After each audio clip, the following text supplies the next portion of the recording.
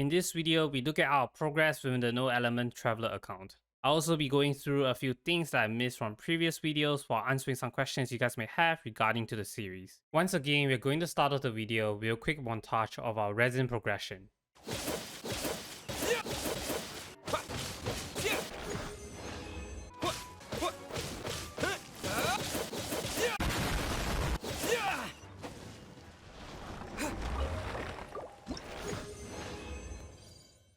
Okay, so we are now at AR 12, that's great and all, but what does that actually mean for us?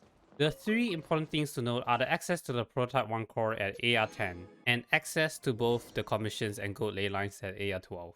Unlocking the Prototype 1 core means that we can increase our DPS, which translates to a shorter time required to kill the crowd Regis Fine. But we'll talk about the details of this later on in the video. Unlocking the commissions is really helpful as it allows us to have an additional way to earn AR XP, provided that they are located within the map boundaries. Perhaps it's just luck or perhaps it's destiny. Our really first batch of commissions involved helping TIMMIE to feed some ducks at the lake. Now if you're one of those guys that kill off TIMMIE's pigeons on a daily basis, the moment you get this commission, you immediately kill the ducks before feeding them in the lake. This creates a paradox in the Genshin Impact universe, as killing the ducks on the lake means that the ducks cannot be fed. And if the ducks cannot be fed, the quest itself doesn't make sense. I mean, who am I feeding the wheat to? In reality, however, feeding the ducks on the lake after the ducks were killed results in an angry TIMMIE that cries off into the abyss. And yes, I did receive the commission the next day where we make up with TIMMIE and get the achievement, taking responsibility for your actions. Unlocking the gold ley lines means that we have easier access to Mora, which means that lacking Mora will be less of an issue. Having the ability to farm Mora is really important, as we no longer have to worry about running out of Mora as much. With the extra Mora in hand, the first thing that came to my mind is to buy drinks from the local tavern in Mondstadt. Angel's Share is a tavern in Mondstadt where players can buy drink-based food items. Normally, the drinks in the tavern aren't really useful, but in our case, the drinks in Angel's Share is really good to have around. This is due to the fact that the stat increase from the drinks are higher than the food that we have access to. On screen should be the food item comparison between the food that we have and the drinks sold by the local tavern. Just run a Mora ley line and you'll have enough to get these drinks to boost your DPS. Now that we have access to both the Prototype 1 core and various stat boosting food, I'm pleased to say that it is now only taking 8 to 10 minutes to kill the crowd Regis Fine instead of the usual 20 or so minutes. A reason is due to using stat boosting food to increase your DPS, but I've also made some optimizations within the actual fight in order to speed up the fighting process. For example, you can do this zigzag pattern to have a consistent method of dodging the crowd Regis Fine's blizzard attack. This is useful since you can time your entrance at a specific time in order to shave a few seconds off the Cryo Regis Fine's attack patterns.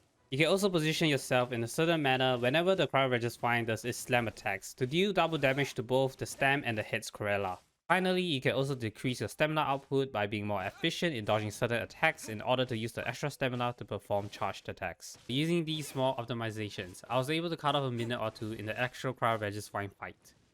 While waiting for resin to refill, I spent some time going around in Teyvat exploring. Here are some of the things that I missed in the previous episodes but I have found since then.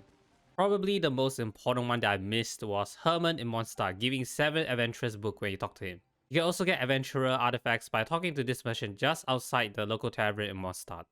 Besides her is also a little girl that will give you some 3-star food when you talk to her. And right outside the local tavern in Mondstadt is Patton, who will give you some chicken skewers if you're just starting off and need some quick food. There are other characters that do give items when you talk to them, but since their items do not directly help with the challenge, I've decided to not include them in this video. And I've purposefully avoided talking about Cyrus because I've already talked about him in the first episode. We now move on to a section of the video where I answer the questions that you guys may have regarding to the series. Why is this specifically called NPC Traveler? Well, it's just simply because without an element, he plays like an NPC. Can you mine magical crystals? Crystals, yes. Magical crystals, no, because you need to unlock the reputation system for it. You gonna level this level 90? As high as I can. So how bored am I? No resin bored. Can you do the main quest without an element? If you're talking about the actual game, then no. If you're talking about me making a YouTube video, then it's possible. What does the ascent option look like? Wait until you're AR 15 and you'll see. Doing this on PS4 will be easier. I don't actually have a PS4 to try this with. Alright, outro time! That'll be it for this video. I hope you've enjoyed and I'll see you guys in the next video.